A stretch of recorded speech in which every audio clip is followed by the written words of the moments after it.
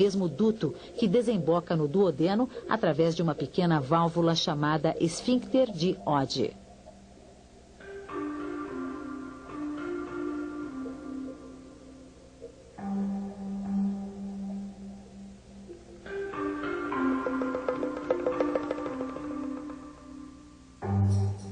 Todos os dias, o fígado produz 1 litro de um líquido verde chamado bile.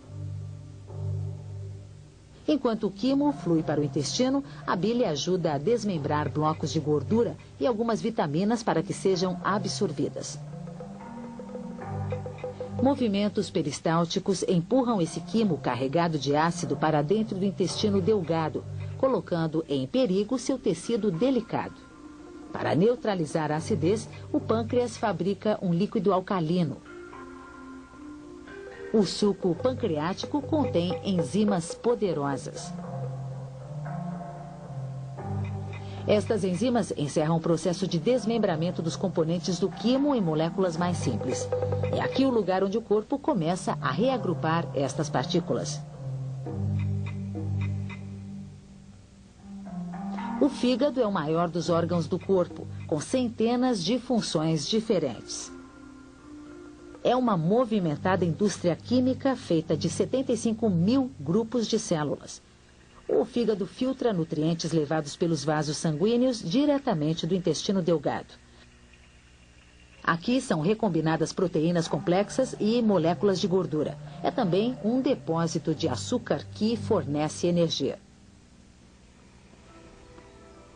O suprimento de energia do corpo é controlado pelo fígado. Já vimos que é fácil medir a quantidade de energia que alimentos como o açúcar podem liberar com rapidez. Este teste de laboratório mede como o corpo humano libera energia mais devagar. O teste não detecta a energia diretamente. Ele analisa o ar que Sara respira. O seu corpo queima açúcar e consome oxigênio. Medindo a diferença na quantidade de oxigênio entre a respiração inalada e a exalada, o computador pode calcular a quantidade de energia que ela produz. A linha plana no gráfico mostra que o corpo dela está em marcha lenta, que ela está descansando. Okay, Sarah, let's start doing the exercises now.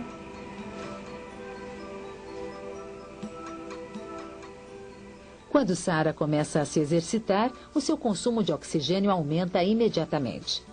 Os músculos dela precisam de combustível para que o fígado atue com um suprimento extra de seus depósitos de energia fornecidos pela digestão anterior.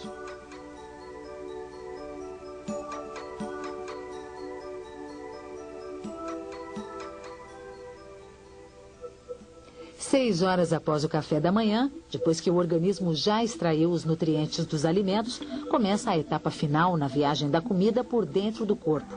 É lenta a trilha de 1,5 metros de intestino grosso. Aqui começa a terceira fase da digestão. Uma enorme quantidade de bactérias está instalada no intestino grosso, vivendo nos restos do alimento digerido. Estas bactérias são inofensivas ao trato digestivo. Na verdade, elas ajudam a produzir algumas vitaminas. As bactérias, junto com as células descamadas das paredes dos intestinos e não os restos do alimento, formam a maior parte das fezes. O outro componente é a água, uma substância tão importante que o corpo constantemente a retira dos excrementos antes que eles sejam jogados para fora. O corpo humano é 60% água. 40 litros no adulto médio. Mesmo assim, corremos sempre o perigo da desidratação. Para desempenhar seu papel no controle da água, o revestimento do trato digestivo muda quando penetramos o intestino grosso.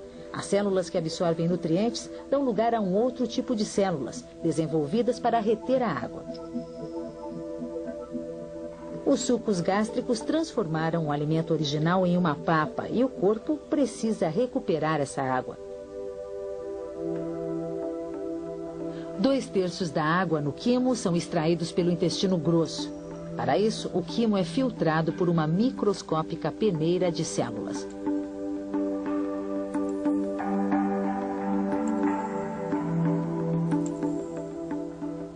A parede do intestino possui milhares de vasos sanguíneos que absorvem mais de 5 litros de água por dia.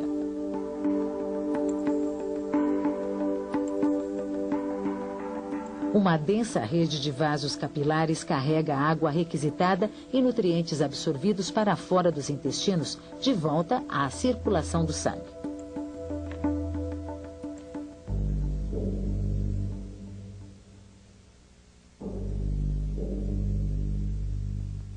As paredes musculares do intestino grosso forçam seu conteúdo em direção ao reto, o fim da viagem de 6 metros através do trato digestivo.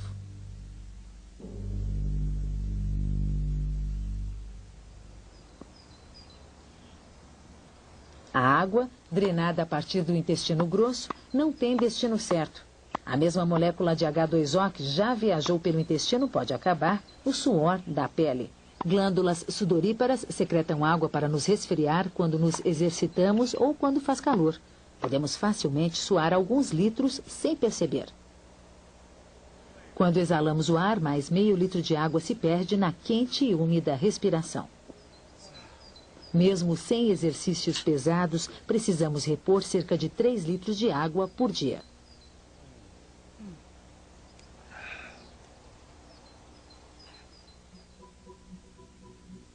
Os órgãos encarregados pelo equilíbrio de nossa água são os rins. Eles filtram o sangue, eliminando a sujeira através de tubos compridos, mostrados aqui em vermelho. Artérias e veias de grande calibre garantem que um volume enorme de sangue circule pelos rins. Todo o sangue existente dentro do corpo passa pelos rins a cada 5 minutos. Isso perfaz 1.500 litros por dia, 40 milhões de litros durante uma vida inteira. Cada rim possui mais de 1 milhão de unidades de filtros. O sangue flui através de um nó de vasos capilares. A água e sujeira são filtradas e coletadas por tubos entrelaçados. 99% da água limpa volta então para o sangue.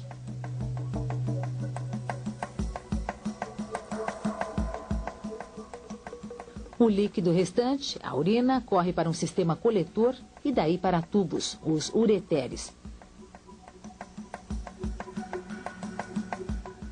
Cerca de 2 litros de urina fluem através destes tubos a cada dia.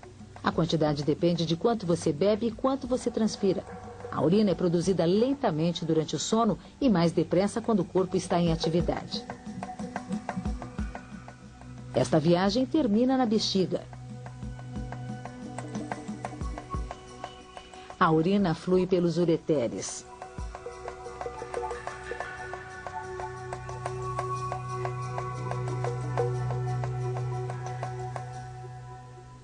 Cujas paredes musculares se contraem até a bexiga. Vazio, este órgão tem o tamanho de uma goiaba pequena. Pode crescer até as dimensões de uma manga antes de precisar ser esvaziada.